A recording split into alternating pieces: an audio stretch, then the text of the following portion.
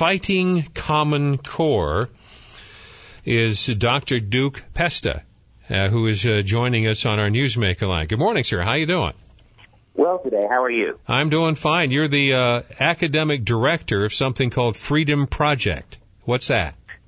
It is basically an online homeschool group that helps moms and dads who are considering homeschool but don't know how to do it. I'm also a professor of English at the University of Wisconsin. Okay. Do they need a professor of English in Wisconsin? I thought that was, is this like an ELL course for... I'm sorry. No, believe it or not, I'm actually a Shakespeare professor. Oh, okay.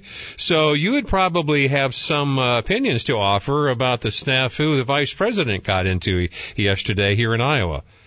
I would, in fact, it's interesting. I'm teaching The Merchant of Venice right now, from which the character Shylock emerges. And I tell my kids all the time, if you actually read the play, you would see that Shakespeare's use of the character is actually quite, for lack of a better word, progressive. But the word has the word has taken on negative connotations for a lot of years. You can't shake that. Merchant of, I think, for some reason, I remember I was in school a long time ago. I was in that play. I was the, what was I? Oh, the Prince of Aragon. Wow, good for you. That's fantastic. I don't the wrong pocket. I don't remember anything. Seriously, but Shylock he had to apologize because that's anti-Semitic and insensitive. So he had to issue an apology. Two things about that: why is it insulting? And secondly, why is it if you insult that group you have to apologize, but if you insult my group, you get that's a laugh line on some of the national TV shows?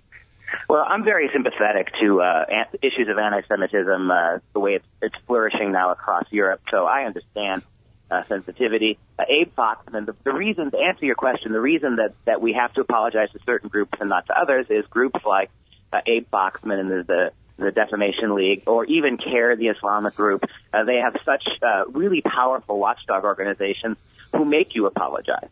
Okay. I mean, Biden has said a lot of stupid things, and I have no sympathy for him. But that's one that's really actually kind of borderline. But when you have the organizations in place to hold people accountable, particularly from the liberal side of things, you're going to get your way 9 times out of 10. Well, should we learn from that and become just as hypersensitive and intolerant as the left?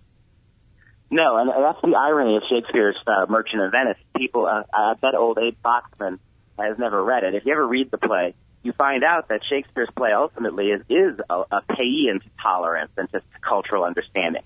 And so to take something out of context from the play like they are doing and to make it a slur, well, that seems to be totally hypocritical in what we have to fight. Okay.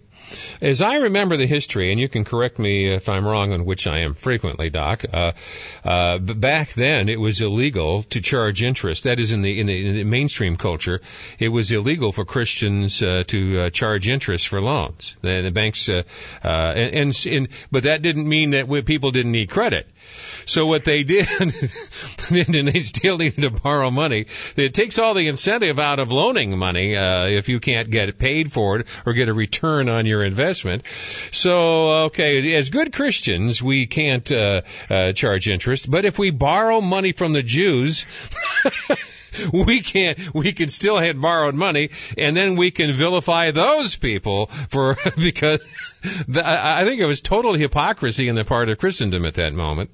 Well, that's one of the major points of Shakespeare's play, that the Venetians were discouraged heavily from borrowing and lending at interest. It was considered usury and considered unchristian. Right. And now that did not stop the Jews living in Venice from doing it. And, of course, it was foolish Christians who went to the Jews and asked for these exorbitant loans. So there's a lot, if you read Shakespeare's play, there's a lot of hypocrisy on both sides and in both camps. And Shakespeare very deftly exposes the hypocrisy on both sides as a kind of plea for a greater cultural understanding. And yet here we are 400 years later. Yeah, still doing the same stuff. Well, I would bet my bottom dollar that Joe Biden couldn't read Shakespeare even if he wanted to. So we find ourselves caught in